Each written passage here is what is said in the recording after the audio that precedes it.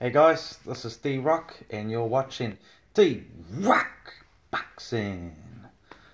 Alright, today I'm going to talk about the upcoming fight between Anthony Joshua and his new opponent. It was supposed to be Kubrat Pulev, but now it's Carlos Takam. And I know a bit about Carlos Takam because he fought Joseph Parker here in New Zealand. Okay, a little bit about me, just so update you guys. I haven't dropped a video in a while. There's a reason for that, and I'll get to that reason right now. The reason is that I have been hanging out in a place called, I've got the shirt here, it's my memento, MECF. MECF. That stands for Mount Eden Correctional Facility.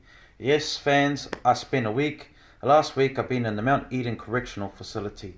Just so you guys know, another memento, my bracelet. Yes, I'm on a 24-hour bracelet. So, your boy D-Rocks, he ain't the fucking goodest person in the world, you know, but it is what it is. And I'm out here, and so I thought I'd drop a video for you guys. I just got out yesterday, and life's good. Life's good. It's way better to be here, talking to you guys rather than talking to scumbags. Anyways, let's get back to the fight. So, Anthony Joshua, the cash cow of the division, 6'6", 245 pounds, absolute monster, knocking everybody out, against Carlos Takam. So, just a brief history of it. He was supposed to fight Kubrat Pulev, who pulled out with an injury. It's kind of did a bit of a Huey Fury trick. I don't know if it's a back injury or whatever it is, but you know, as far as a injury goes, I'm pretty skeptical about that. But yep, whatever. They've now paved the way for Carlos Takam to cash in and fight against Anthony Joshua. And Carlos Takam, he's a very decent fighter. I've seen him fight Joseph Parker, as I mentioned earlier, and Joseph Parker and him, they went 12 rounds, and he won on the decision. I think it was a unanimous decision, maybe split, but I think it was unanimous. But it was a close fight. So there are people that said, "Hey, I think Carlos Takam might have won that fight." That fight was for the IBF eliminator for Joshua's for the mandatory position to fight Joshua. So at that time, Joseph Parker didn't have his WBO belt, and he beat Carlos Takam to get the mandatory position to fight Joshua. So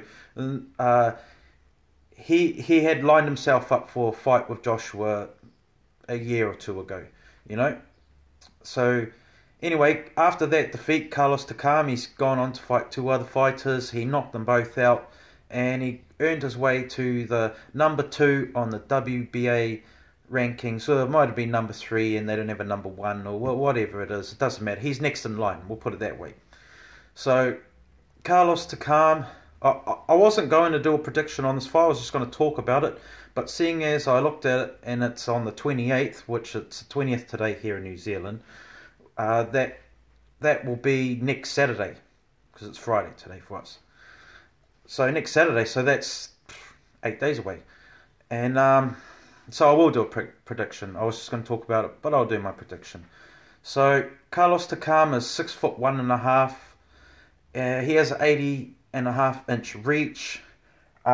His record is 35-3-1 with 27 KOs. So he has power, and he has quite a solid chin.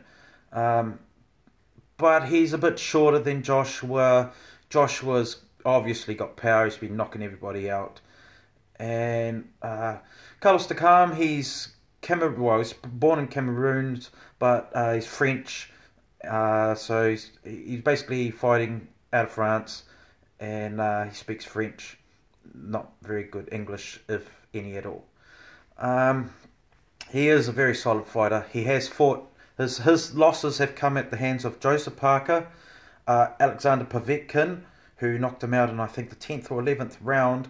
But Alexander Povetkin was found to be doping after that fight. So, you know, he may have beaten Povetkin, to be honest, if Povetkin wasn't doping. But I mean, those Russians and their doping, I mean, look at the Olympics and that. Enough said, really.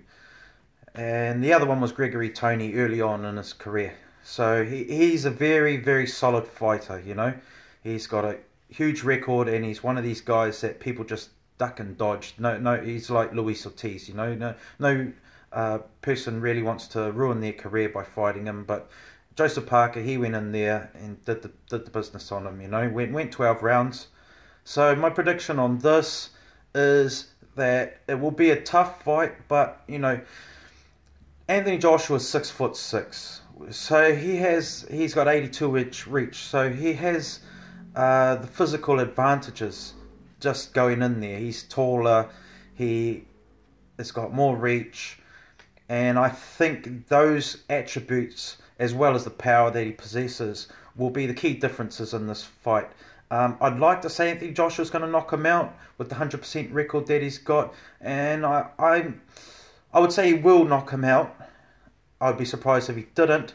But also, Takam, he's solid. So, like, you know, he may take him quite deep through the rounds. But yeah, that's my prediction. I think that it's going to be a real good fight. Really, really good fight. Anthony Joshua's going to win it by KO late in the fight. Let me know what you guys think. Like and subscribe, and I'll catch you guys another time. Peace out.